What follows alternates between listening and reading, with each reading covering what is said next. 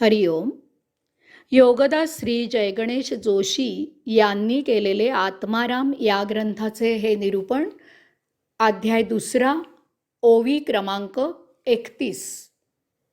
माया भव सिंधूचे तारू, माया पाववी पैल पारू, माये विण उद्धारू प्राणी यास नाही.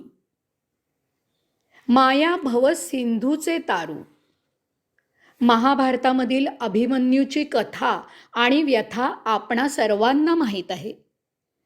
त्याला चक्रव्यूह भेदून आत कसे जायचे हे माहीत होते, परंतु आत गेल्यावर चक्रव्यूहामधून बाहेर कसे यायचे हे त्याला माहीत नव्हते. यामुळे महापराक्रम गाजवत भेद करत चक्रव्यूहाच्या तो आत गेला, परंतु त्याला त्यामधून बाहेर येता येईना.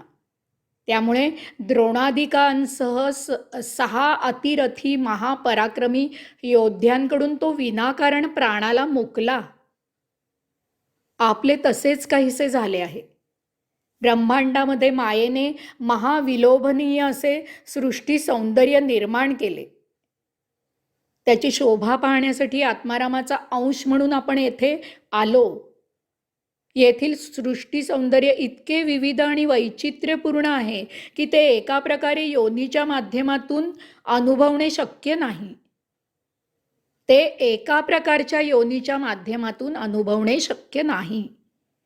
यामुळे उत्क्रांत होत होत सृष्टीलीला अनुभवत भिन्न प्रकारच्या 84 लक्ष योनी निर्माण झाल्या. तेव्हा कुठे ही अद्भुत सृष्टीलीला अनुभवली गेली. अशा प्रकारे सृष्टीलीला अनुभवून झाल्यावर परतीच्या मार्गाला यात्रा करण्यासाठी आत्मारामाने शेवटच्या मानवी योनीला महाप्रगल्भ बुद्धी दिली की जेणेकरून मानव आपले आत्माराम हे मूलभूत स्वरूप जाणेल, आपले योगधाम हे मूलभूत वसतिस्थान जाणेल आणि या सृष्टीपासून मुक्त होऊन योगधामी आत्मारामाच्या चरणी पुन्हा विराजित होईल. परंतु येथे ब्रह्म घोटाळा झाला. येथे सृष्टीलीला साक्षी राहून अनुभवताना मानव त्यात सामील झाला आणि मायेत अडकला. म्हणजे नाटक पाहायला जावे आणि त्यामधील प्रसंगात समरस होऊन रंगमंचावर जाऊन नाटकात सहभागी व्हावे, अशी मानवाची महाविचित्र अवस्था झाली. तो येथे मायाजालात फसला आणि अडकला. तो या मानवी देही सृष्टीमधील यात्रा संपन्न करून मुक्त होऊन पुन्हा योगधामी जायचे आहे हेच साफ विसरला.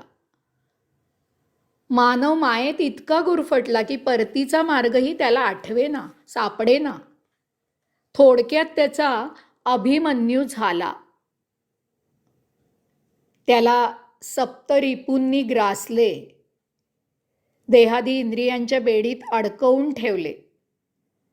परंतु आपल्या महान ऋषीमुनींनी अथक परिश्रम करून ब्रह्मांडाचा अभ्यास केला आणि ध्यान समाधी योगे स्वतःच्या देहामधील स्वतःच्याच म्हणजे अंशात्म्याचा शोध घेतला. त्यापासून बोध घेऊन त्यांनी देहातीत होण्याची कला अवगत केली. तेथे त्यांना आत्मारामाचा साक्षात्कार झाला. त्यांना ते दिव्य परमदर्शन झाले. ते मुक्त झाले. यावरच श्री समर्थांनी येथे नेमके बोट ठेवले आहे. श्री समर्थ सांगतात की माया भव सिंधूचे तारू. आपल्या त्या महान ऋषीमुनींनी येथील मायावी भौतिकाचाच उपयोग करून देह जीवित ठेवला आणि या देहाचाच उपयोग करून ते त्याच्या अंतःकरणात प्रविष्ट झाले. त्यांनी अंतस विराजित असलेला जीवात्मा, स्वात्मा, अंशात्मा, परमात्मा, आत्माराम जाणला आणि त्यांचा त्याच्याशी योग जुळून आला. जीवात्मा आणि अंशात्मा यांचे मिलन झाले. तेथून समाधी प्राप्त होऊन ते आत्मारामाच्या दर्शनाचे लाभार्थी झाले. अशा प्रकारे मायारूपी भवसागर तरून जाण्यासाठी त्यांना मायारूपी भौतिक वस्तू जगत, मायारूपी देह उपयुक्त झाला. त्यांनी मायेचीच होडी केली आणि हा भौतिक सागर तरुण पार केला. ते मुक्त झाले आणि ही वैश्विक यात्रा संपन्न करून आत्मारामाच्या चरणी सेवेला दाखल झाले. माया पाववी पैल पारू. प्रत्येक औषधात सकृतदर्शनी देहाला, जीवाला, प्राणाला घातक असे काहीतरी असतेच.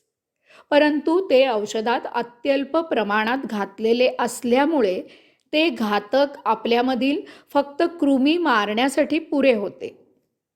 आपल्याला आपल्याला मारत नाही. त्यायोगे आपला आजार बरा होतो. माया अति घातक आहे.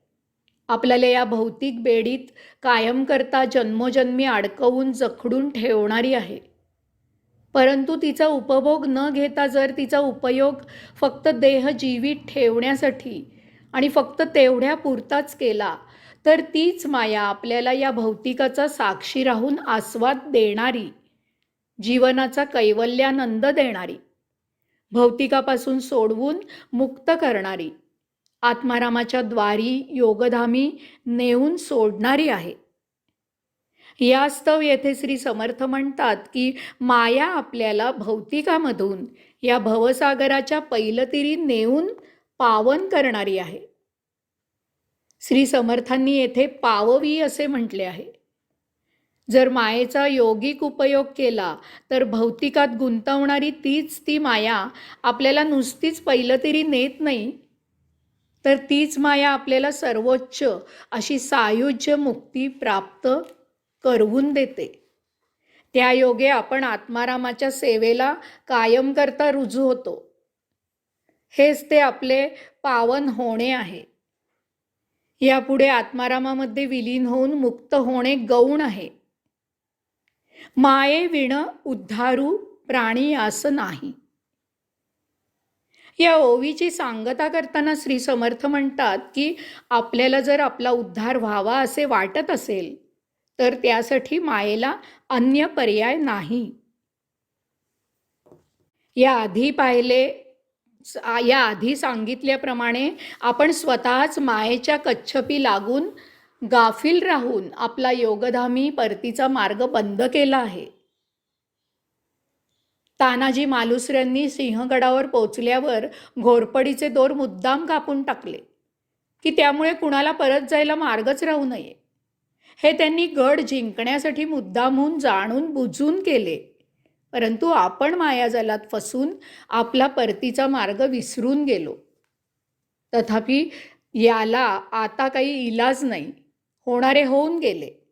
आता मायेचाच योग्य प्रकारे उपयोग करून मुक्त होणे एवढा एकच मार्ग उरलेला आहे.